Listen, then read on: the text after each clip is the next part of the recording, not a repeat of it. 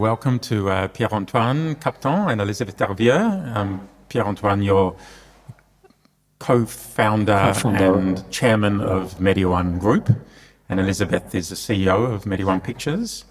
And welcome to The Sandbox, the Seesaw podcast. And you've joined us having acquired 51% of Seesaw, and it's wonderful to be working with you both.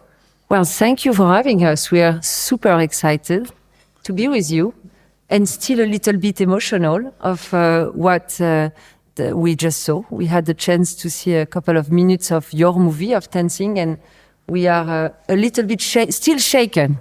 Oh, that's good. No, thank you, Emile. We are super proud to be with you. We arrived 2 days ago in Sydney, and we met the team, and it's honestly for Mediawan an honor to work with a team of Seesaw. So thank you. Well, lovely.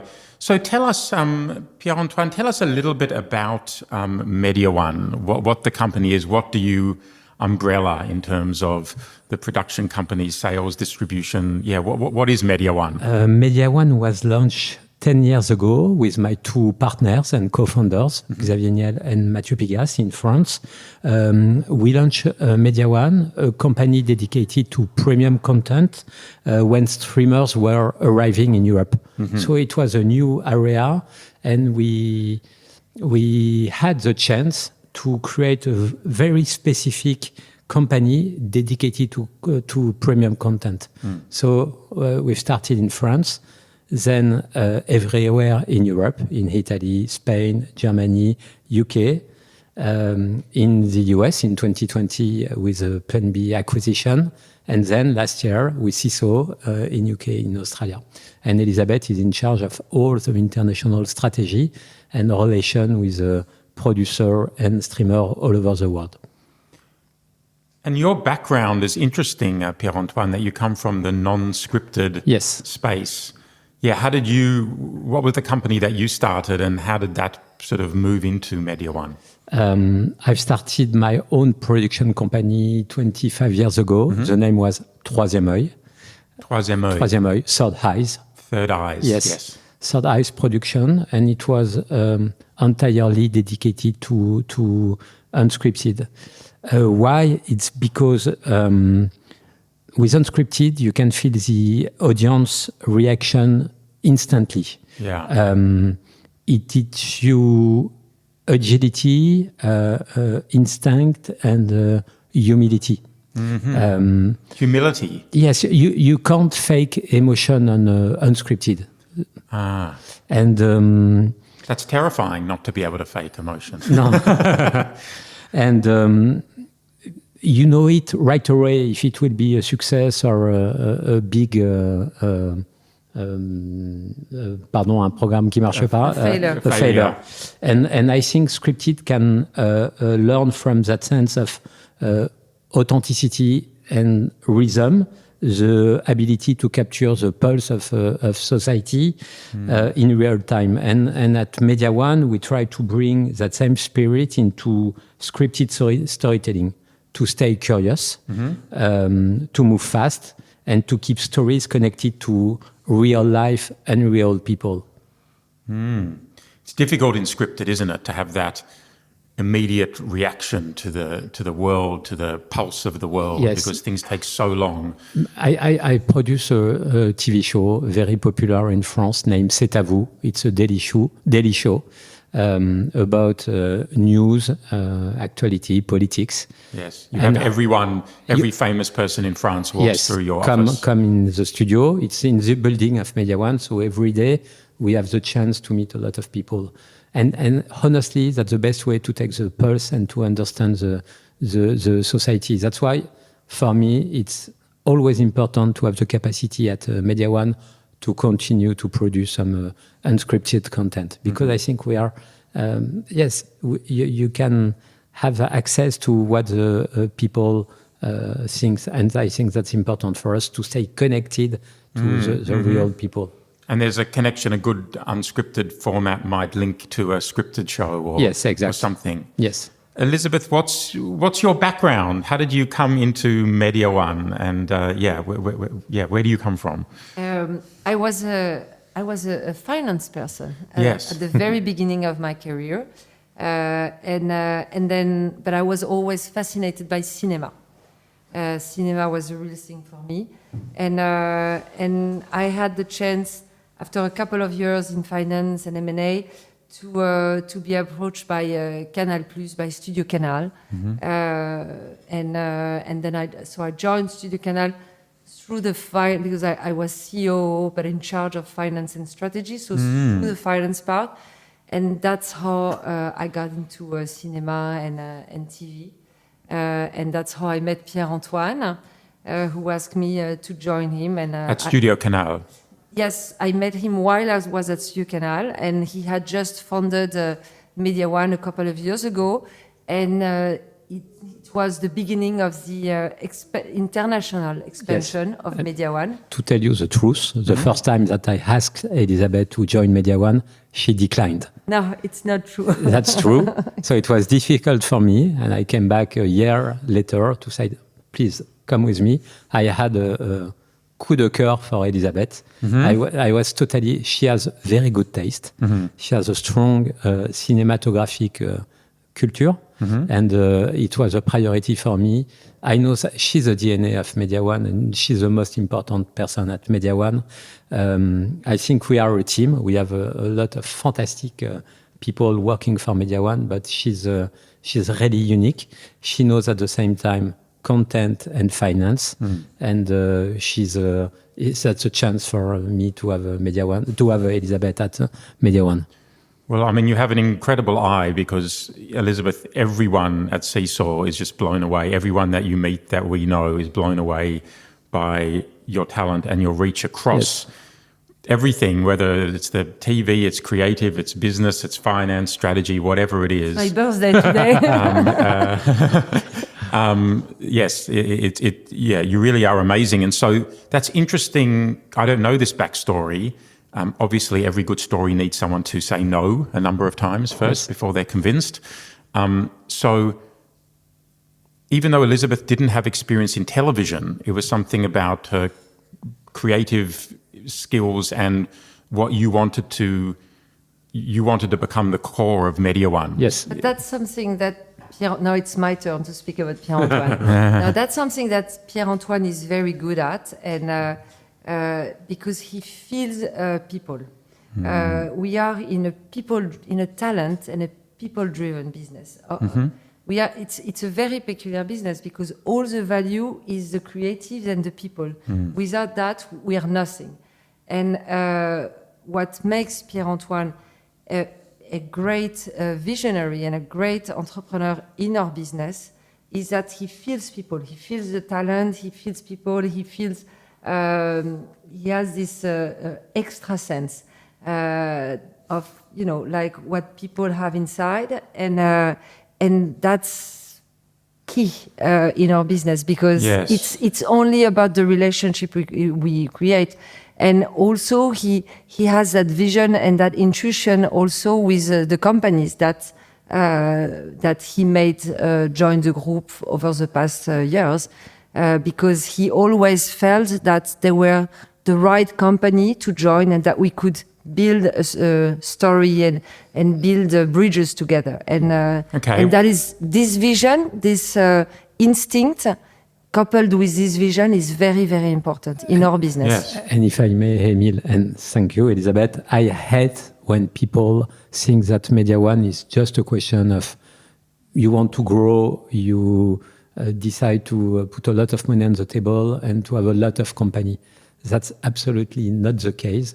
We take time to understand and to know people that we will work with.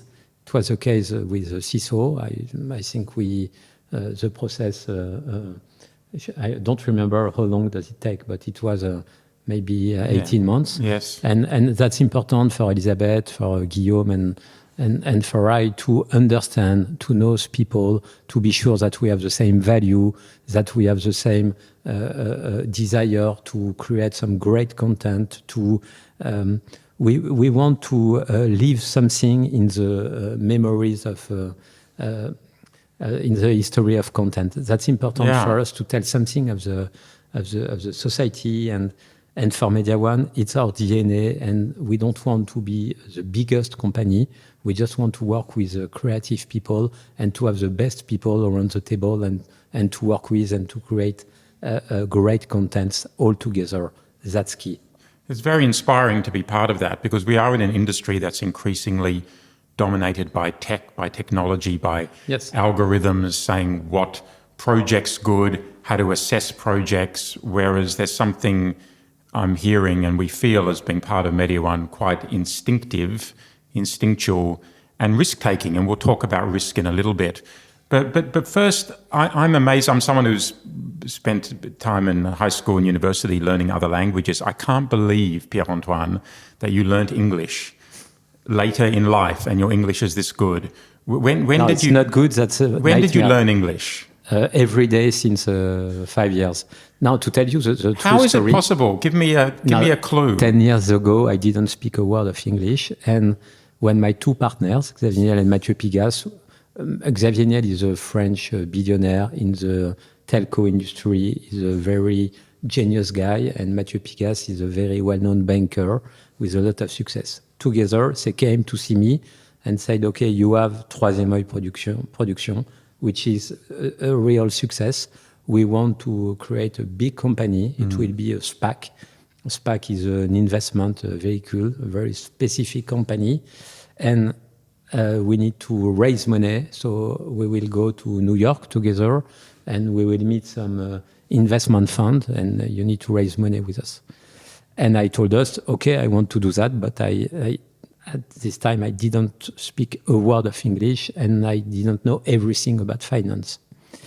Did you know them beforehand? Did you know them well? No, I met Xavier and Mathieu with my show C'est à vous, because they were invited at C'est à vous, and we met together and we spoke together.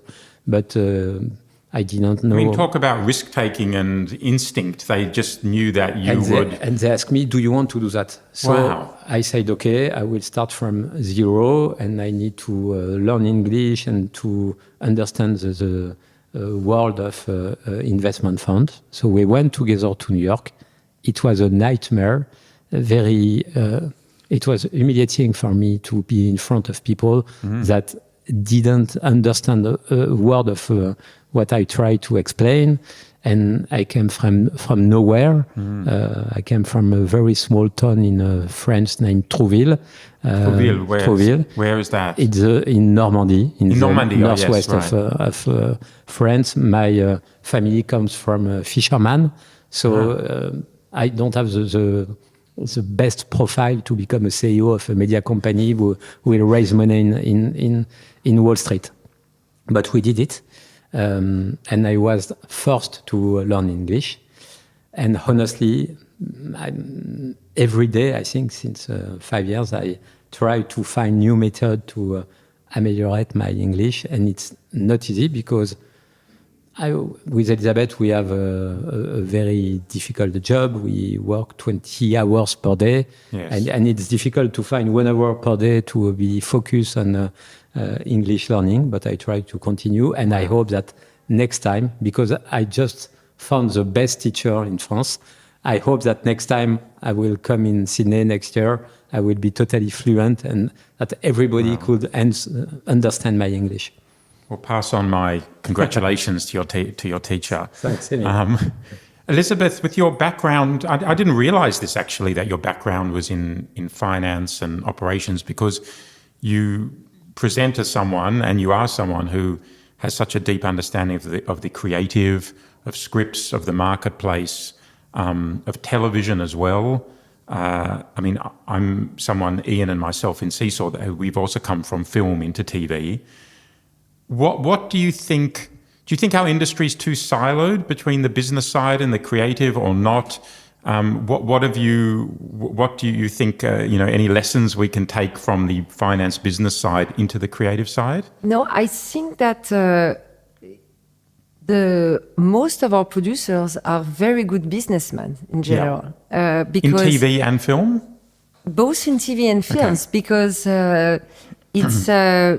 it starts with the creative, but then it gets very fast. It gets how to raise the financing, how to do a budget to produce. It's the let's say the creative and the finance are very linked with each other. So now I find that it's a population of the producers are a population of talents that are quite familiar and fluent with finance. And when they're not, we are here to help them. But in general, I find them very astute businessmen, very nimble, and I mean it's also part of their DNA, because most of them and most of you producers have started like single entrepreneurs, having to manage your own business and then hiring a lot. So at some point, they all went through a business development and a business process, and Yes. I find them. It's a part of the business that I find pretty agile with finance in general. It's an amazing business, a creative business where you have, you're only as good as the weakest part in a way, and the two need to work together, and hopefully the two sides make more than the sum of the parts. I mean, it comes to that broader question, Pierre-Antoine, I guess, about companies like yours. There have been many companies, and there are many companies that try to bring together lots of components in our industry across film and TV, acquire companies, grow companies, and hope that you create something where the whole is more than the sum of the parts. Yes. That it's not just a holding company for subsidiaries. And there's the tension of wanting to find synergies and connections and to make something of a whole where Mediawan stands for something, as well as not swamping the individual companies and allowing them to drive their businesses. How do you think about that challenge of making Mediawan into something? This is the most important and exciting part of our job, is to choose people and to choose a company. Because it's at the beginning that you will be sure that people at CISO will connect it with people at Plan B, that will connect it with people in Italy. And it's not automatic. It's not easy to be sure that creative people will work together and will create things together. First of all, it takes time. Honestly, we've started the company 10 years ago now, but it takes at least 2 or 3 years before real projects become real. Yes. And it's long. Honestly, I'm proud when I see Call My Agent, which is a very small French TV series, becoming a success in Italy, a success in Spain, becoming a TV series for HBO in the US, becoming a movie with big US actors. It's part of the strategy of Mediawan, but it's not a coincidence. It's because we took times to choose people, and that's honestly we need with Elisabeth and with Guillaume to really understand the companies and people who work with. We really need these people who have an appetite for working together. And we, as Pierre-Antoine was saying, it takes time in general, maybe 18 months to 2 years. You need to build trust as well, don't you? Exactly. But with CISO, it went very, very fast, because just after 6 months, we already have one of the biggest projects of the group, bringing live as a TV shows our Miraculous Ladybug IP, which is a massive IP. So it's a massive step. It's fantastic. It's at the very beginning, and for us as well. Yeah. So, and also speaking about another series, maybe selling internationally, The Great Why. I mean, when you think about it, it's only been 6 months, and this is exactly what Pierre-Antoine was explaining. We would have, it's not just aggregating company and building a conglomerate or an addition of financial investments. We would have never partnered with CISO if we hadn't felt that we could mutually bring something to each other. Mediawan bringing something to CISO, and CISO bringing something to Mediawan. And then there's the sales distribution arm of Mediawan as well, which obviously has a real job to play in aggregating and feeding all the content, or as much as possible, through and representing the rights. Yes. How is that structured? Well, for us, the international sales division is really the right arm of the production, Right. especially in a market, in a TV market that has proven very challenging for the past 2 or 3 years, with somehow the American market being a little bit frozen or closed for the past 2 or 3 years. So it's even more important to have the ability to accelerate production by bringing some gap, by bringing some intelligence on market, by bringing some pre-sales. So that's why we created this international sales arm that now we have somehow centered in UK, because we see UK has a perfect bridge between US, Europe and Australia, which is our 3 main continents. This is the international sales part. What you call the distribution is for us a very major area of integration and synergies. And this is also a place where we can bring you intelligence of the market. We can bring you formats, because we are also acquiring and partnering with third-party producers who are in need also of connections with some of the producers of Mediawan. Yeah. So we really see that as a whole ecosystem. For us, it's very, very important. One really working with the other, completely imbricated between production and international sales.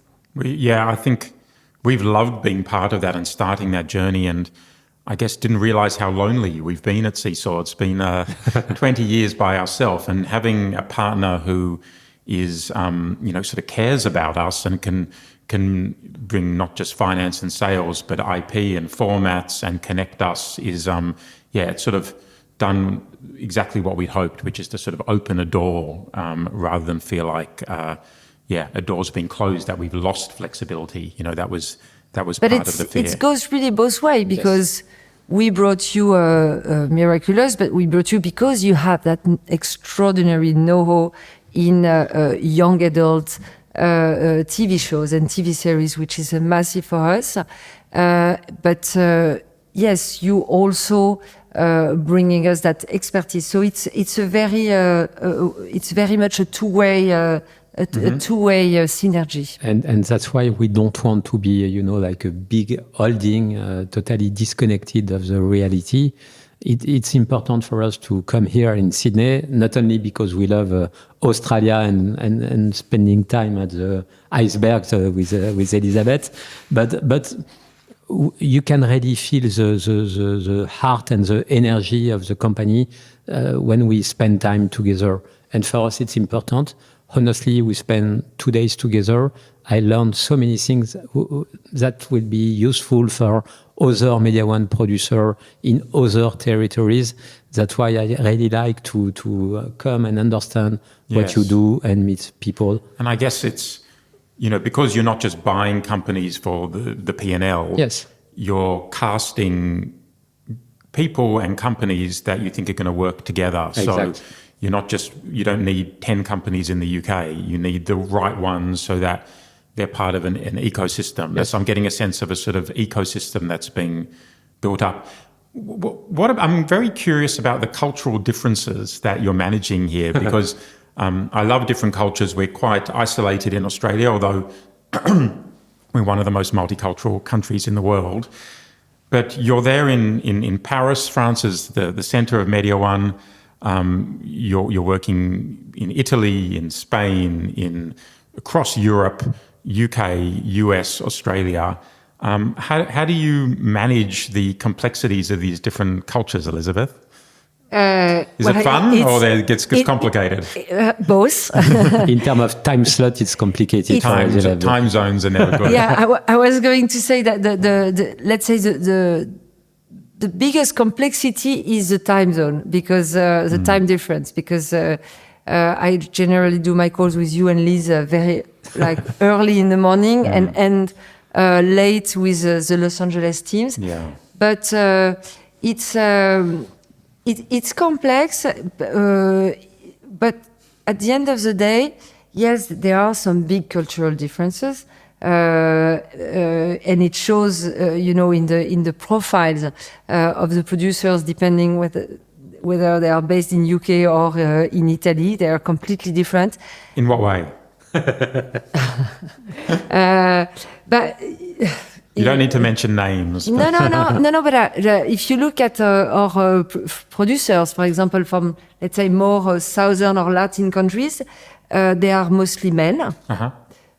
Where in our northern countries, like in UK and Travel Republic or Hélène at CISO or Didi Gardner at Plan B, there are a lot of women. So that's something, a very big difference.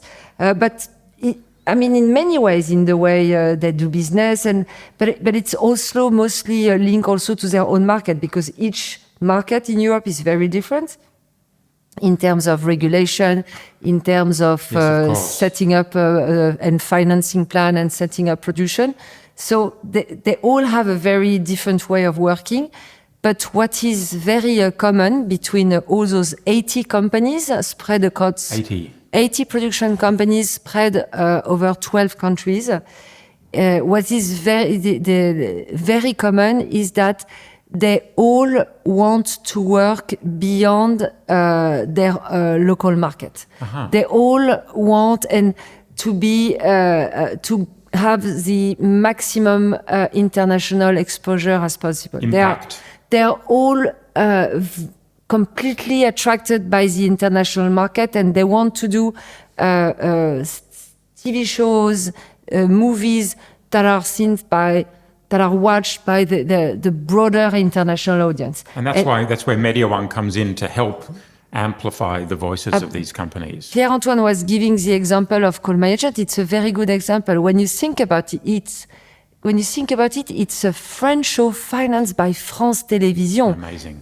A local... very French. Very French. Yes. And it became a hit internationally.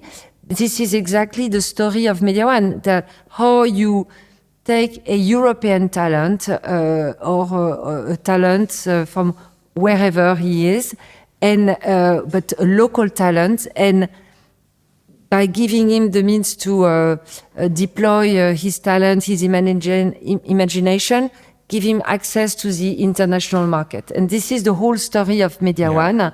And it worked on Call My Agent. It worked on Ladybug, which was a animation TV shows created in Paris, not in a big US studio, and that became the second biggest kids IP in the world. Yes. Yes, and the other side of that is not just to create it, but to retain the IP. Yes, to retain the IP. Which is that creative business side. If you do that and have handed it over... And at the studio, we would have lost, company. absolutely. And we took a bet at the beginning to invest on this kind of IP. It was not natural for Call My Agent. Call My Agent is a very small French TV series on a public channel broadcaster. Right. So it was not easy to become a global hit. And Miraculous, it's exactly the same story. It was not easy for this IP to become a global hit. But we bet, we worked a lot, and thanks to the Mediawan ecosystem, we try to give a chance to this IP to become global, and it's a success. But sometimes we failed, and it's part of the Mediawan story to try and not succeed every time. That's well, it's the story of risk, and I really want to talk a bit about risk. Before just the last question on cultural difference, I'm interested in French, in France, and what advice you would give us, Pierre-Antoine, as to how are the French different from us in Australia, in England, in the US? What do we need to know to work best with We are not perfect in France. We have a lot of failure, and I think the most important thing is we have the chance to really help the cultural ecosystem in France. We have a strong, French the CNC. I don't know how can we translate that, Elisabeth. The regulation authority for cinema and who is helping the industry and providing subsidies and who is regulating the tax credit, and they are they're financing a big part of the cinema and of the TV shows. Yes. And it's not a coincidence if we have this strong cinematographic culture in France, and if we have 40% of tickets sold in cinema comes from a French production. It's because we are really careful to protect the French cultural ecosystem. And I think that everywhere in the world, and it's part of culture, you need to be careful of your local culture, movie and audiovisual ecosystem. And France has proven that it is possible. It's possible to actually protect and nurture your own ecosystem, a cultural ecosystem, and then to be able to create shows that can travel around the world. It's not easy. But movies. It's often we're told by Hollywood and the streamer world and everyone that, you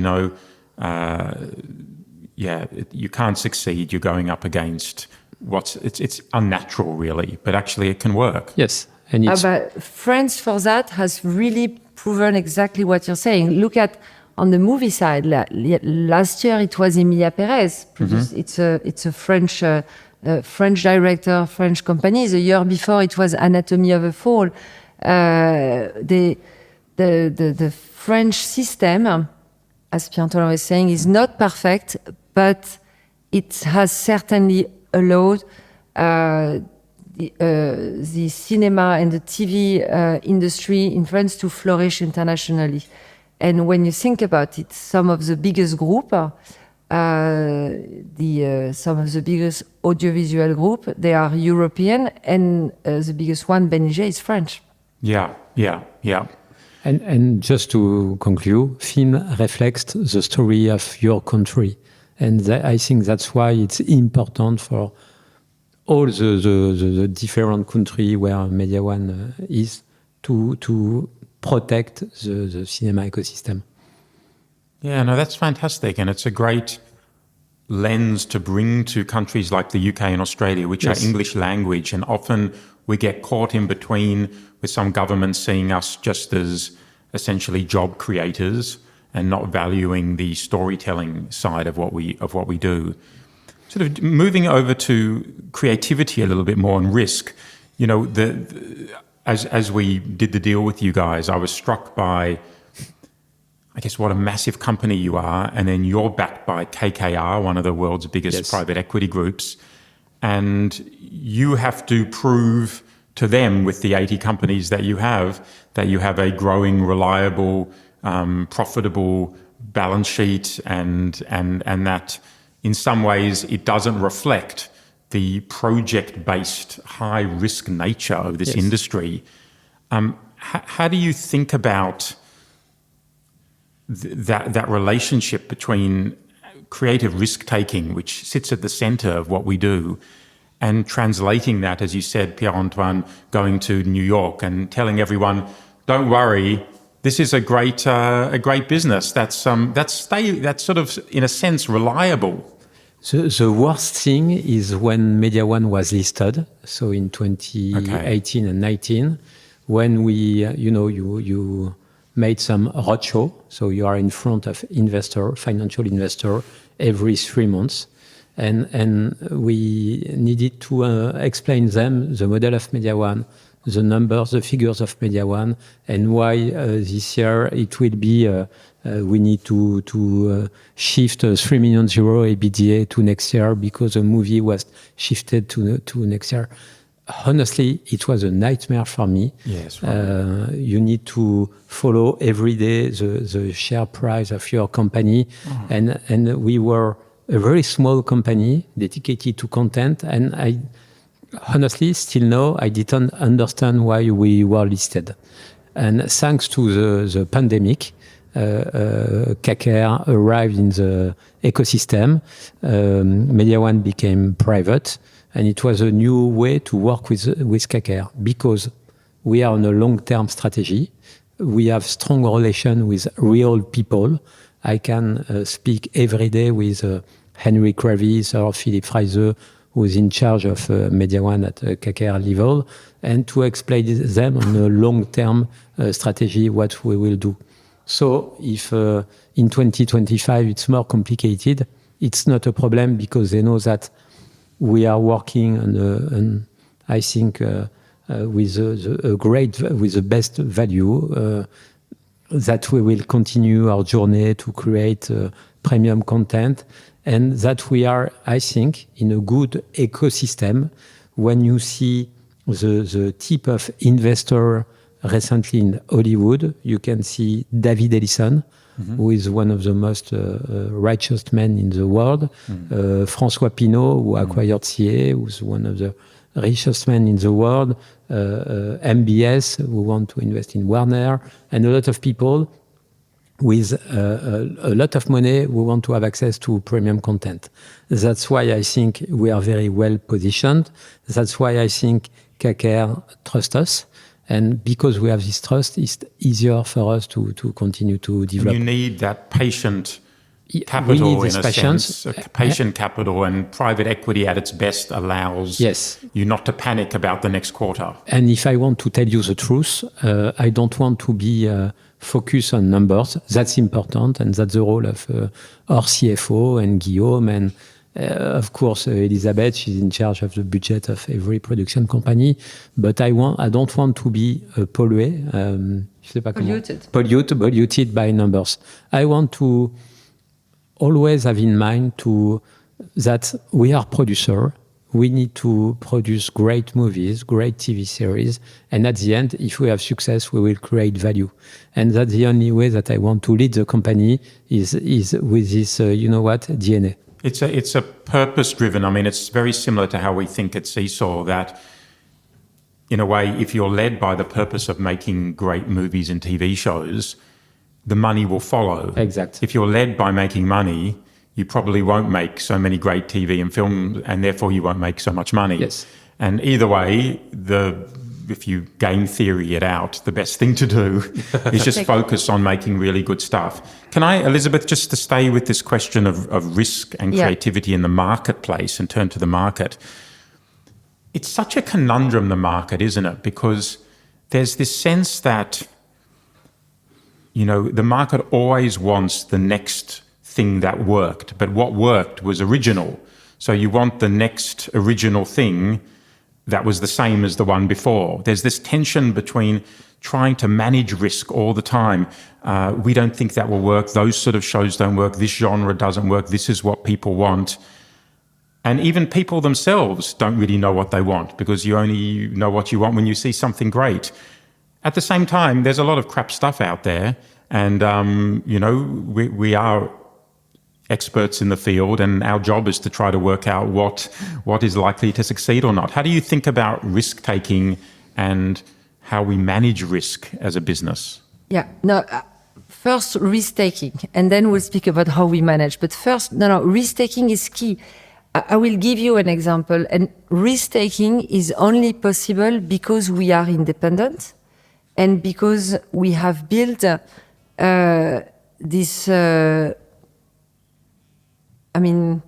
we have built all this ecosystem with Entourage, with KKR, that gives us the freedom to be able to take some bets sometimes and to be able to take some risk.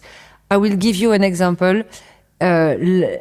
We partnered in 2022 with Plan B, and that allowed Plan B to become independent.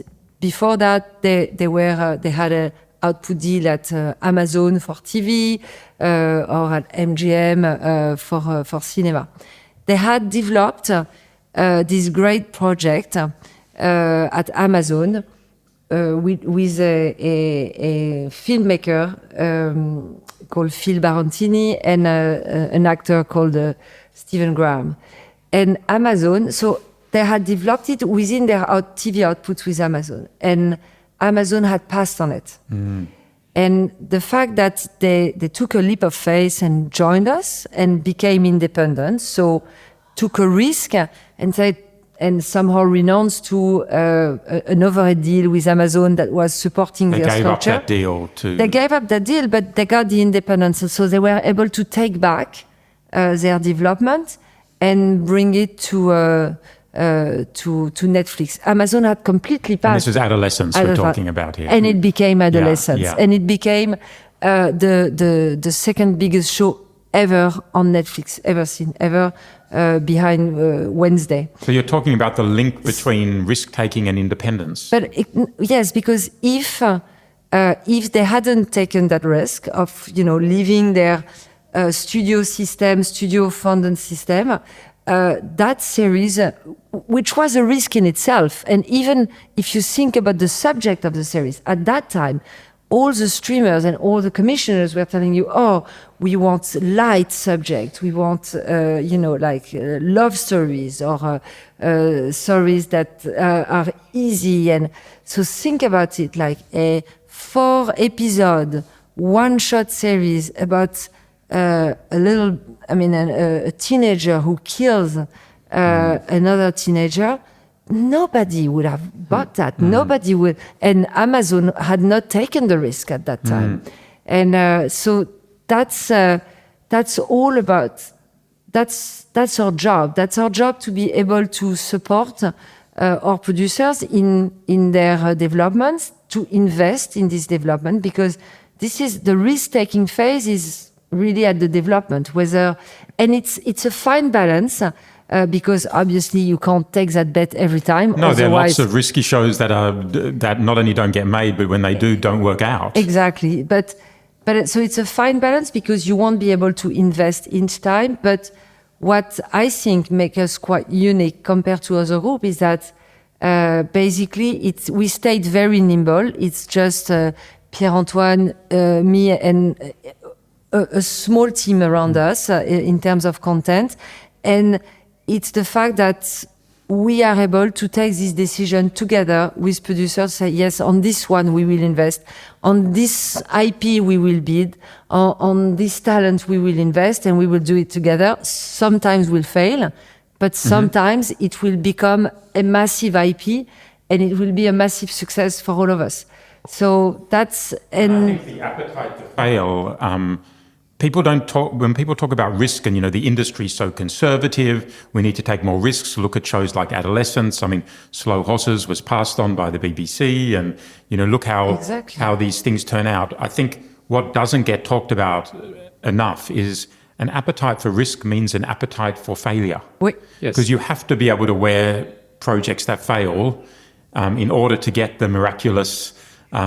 or the Adolescence or the Slow Horses that were risky projects. They didn't fit in exact mold, but were able to really cut through. And you have also to have failures. We had some failures over the past 3 or 4 years in some investment. But it also, each time a failure was for us the way also to understand why we had failed. So sometimes it allows us to make adjustments in our teams, in our organization, in the way we work. And it also, we learned also a lot of the risk we haven't taken, and that has proven to be super successful, where we should have been more aggressive and more courageous sometime. Are there examples where you feel you could have taken more risk? Oui. Or we could have kept more of the IP. The Christopher Reeve story. Absolutely. I was going to... I'll give you an example. 3 years ago, we met with a company called Misfits, which is based in UK. And they had this great project called it was a documentary on the life of Christopher Reeve. And it was just before partnering with them, and they sent us the project. And because we had absolutely... we didn't have a real knowledge of the domestic market, and we didn't have really at that time the expertise. And we hadn't built the expertise on documentary. We passed on the project. So we did partner with a company, but we said, we are not going to finance it, find an external partner. And it became the biggest documentary sale ever in Sundance. Hindsight. No, but Yeah. you know, you learn. It happens. But it's also, one of the challenges is when a project doesn't go well, you try to learn the lessons of why didn't it go well? What lessons can we learn from it? And that, I think, is one of the hardest things to do, because sometimes you can learn the wrong lessons from why something didn't work. Yes. Sometimes it's alchemy and luck, but sometimes you made decisions that actually, you can Well, not shift, the good you one. can shift Yeah. in the future. Do you think that the market, you have a international sales division which assesses the risk? You're not Oui. just backing production companies that want to take risk, but you are assessing risk yourself and deciding, do you want to take projects on to sell? Do you want to put up money? Do you think the market is too conservative generally, or it's the right level? It's sort of conservative because in the end of the day, you have to assess the likely risk of a project. And we'll get to this other point in a second, but you need reward that's commensurate with risk as well, because otherwise you won't take risk. Is the market too conservative? No, the market is cyclical. Yes. So it can be too conservative at some point, but we are also not in a short-term vision. Pierre-Antoine come from independent production. He was a producer himself. He has run his business for a very long time himself. It's not a short-term investment. It's a patrimonial and a long-term investment. So as long as you create premium content, great content, and you make it strategic and you make it in a good way and in a smart way, maybe on the short term you will lose, but you have to be with a patrimonial and long-term vision. And that thing also, I think that helps offset the risk if you are projecting yourself in a long term. And it also, as I've been involved in making so many different film and TV shows, and it is such a bumpy ride, each show. Like at one point you think, this is amazing, everyone's going to love it, you get incredible response. Then it's really problematic. Then all the festivals love it and the reviewers love it. Then no one turns up at the box office. It's an absolute roller coaster. And I come back to that, I guess, core of if you just try to make something as good as it can be, work with integrity, and just push it as far as it can be, you don't know, something will pop up. Maybe there's a format right that comes from it down the track that ends up justifying the whole thing. Or maybe you did that movie, and it was a failure, but you supported a director or a writer who will tomorrow come up with a great project because you always had that very that quality in mind. So yes, it's as you said, it's a roller coaster. That's why, by the way, the stock market hates our business that's to that original and our industry point. so much because they don't understand it. And but it's all about certainly being audacious, being courageous, taking risk, but also it's a business. So let's say risk that we can hedge, moderate risk at the end. And you need to have chance sometimes. It's not enough to have in our business a good content is you not need enough. some luck. Maybe you can be released one day of strike in France if you have a good movie and it will be a nightmare, but it's a good movie, but you won't have the success. So you need to have sometimes to have chance if you want to have luck, if you want to succeed. And the other side of risk, there's no point taking risk if there's no reward. Yes. And I've been thinking recently just about, it's not the conservativeness of the, you could say the industry's conservative or not, but a lot of that follows the economics. And we're in a world with streamers now, in film and TV, where the upside is much more predictable. So we have a premium, but the days of when we did The King's Speech and having that really big upside in theatrical and the US market for big sales is very different market now. And I think if you can't have, if the business economically doesn't allow for oversized success and reward, then you're not incentivized to take risk, because what's the point of doing a risky project if there's no reward? It forces you to try to aim for a commission with a streamer not to do in an independent way something that maybe might be tough to get financed, but you really believe could really do very well. And that's where I guess it goes to that point about owning IP and making sure that one does preserve the upside when you hit And the the bullseye, ownership. the rare bullseye comes along.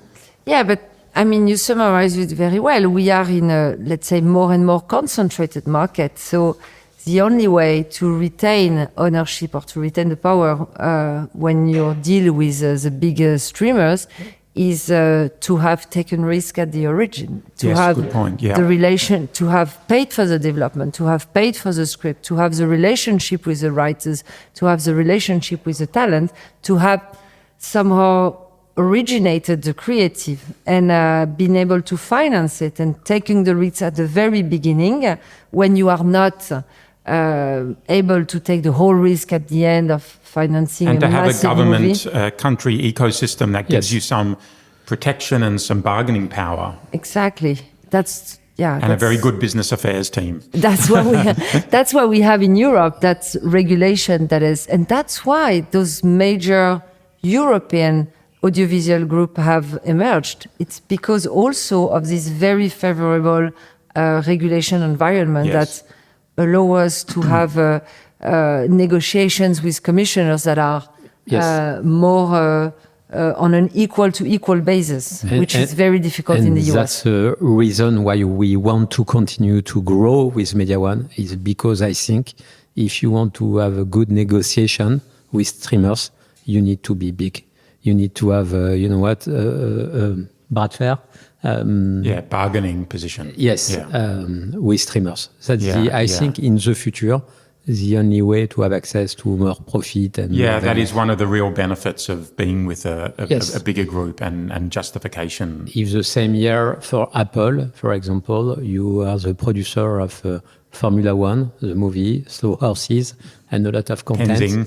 And exact. It will be easier for you to negotiate. Same thing with Netflix. If you have Adolescence plus Call My Agent plus a lot of great content, it will be easier for you. And I think in the future, you will have some big companies as Mediawan, but we are still small. We have more than 1 billion revenues, but we are still a small company. We need to continue to grow and to have access to the best content of the industry. And it Yeah. will be a game changer for us in plus Call My Agent. Yes, well, that would be great to see how that plays out. Yes. And to be able to get the benefit of the heft.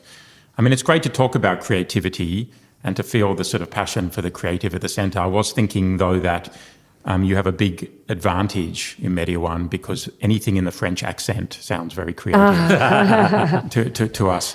Thank you so much, Pierre-Antoine and Elisabeth, for part one. Join us for part two. Thank you, Emile. Hi, Emile here. Thanks again for listening, and be sure to join us next week for part two of this conversation. This time looking at how Mediawan crosses continents, navigates cultural differences, and thinks about AI. We'll also fire some more personal questions at them about the creative process.